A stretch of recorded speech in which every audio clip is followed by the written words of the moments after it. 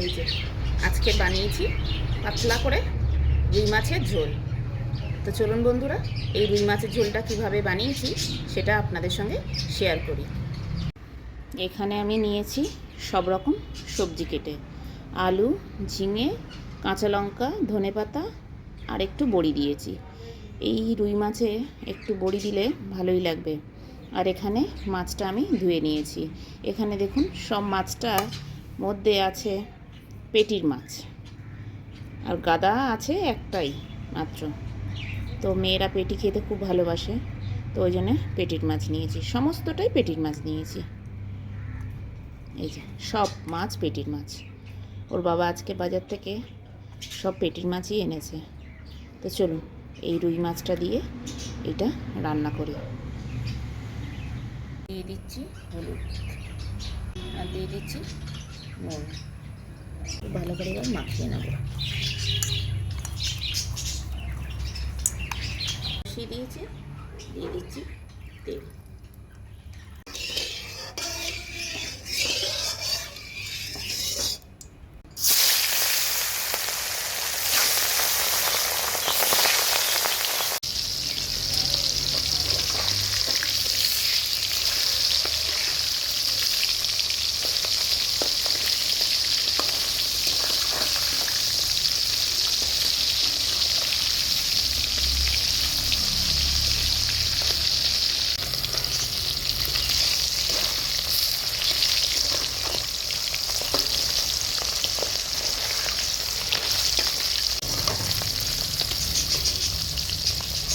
মাছগুলো খুব ভালো ভাজা হয়ে গেছে, তুলে নেবে।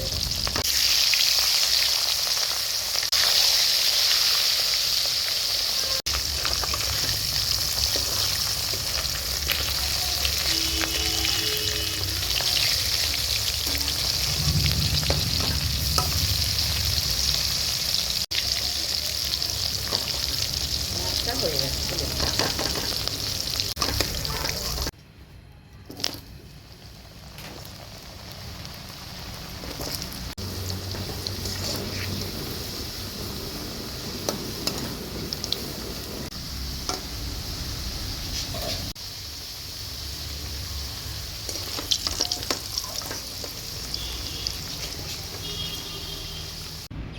জিরে দিয়ে দিচ্ছি,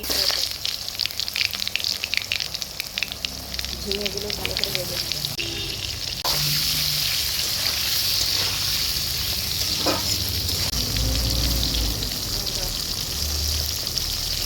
হলুদ,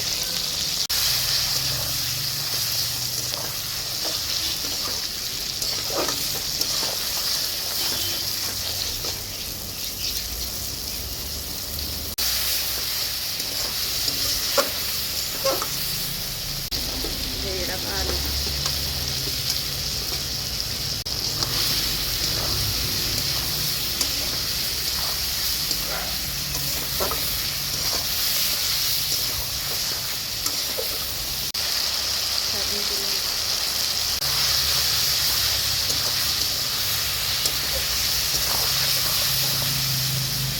দিয়ে দিচ্ছি জল,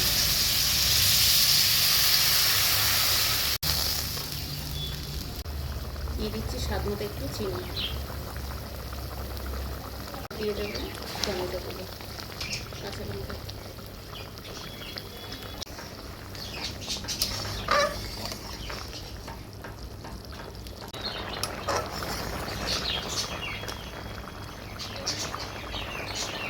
আলুটা ভালো করে সিদ্ধ হয়ে গেছে, এবার ভেজে রাখা মাছগুলো দিয়ে দেবো।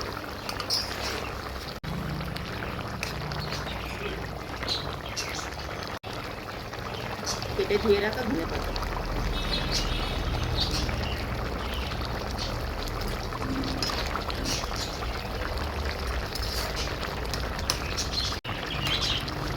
মাছের ঝোলটা আমার রেডি হয়ে গেছে। চলুন এবার নামিয়ে নিই।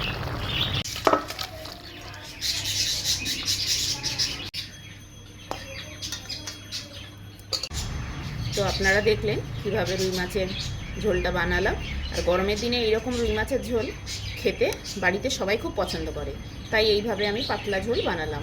বেশি কিছু মশলা দিইনি, আপনারা দেখলেন হালকা পাতলাভাবে আমি রান্না করলাম। আর এইভাবে গরমের দিনে রান্না করলে আশা করি সবাই পছন্দ করবে। তো বন্ধুরা, আমার ভিডিওটা কেমন লাগলো আপনারা কমেন্ট করে অবশ্যই জানাবেন। আর ভিডিওটা যদি ভালো লেগে থাকে তাহলে একটা লাইক করে বন্ধুদের সঙ্গে শেয়ার করে দেবেন। তো এখনকার মতো টাটা, দেখা হচ্ছে পরের একটা নতুন ব্লগে। তো চলুন ওদের এবার খেতে দিয়ে দিই। ভাত বেড়ে দিয়েছি।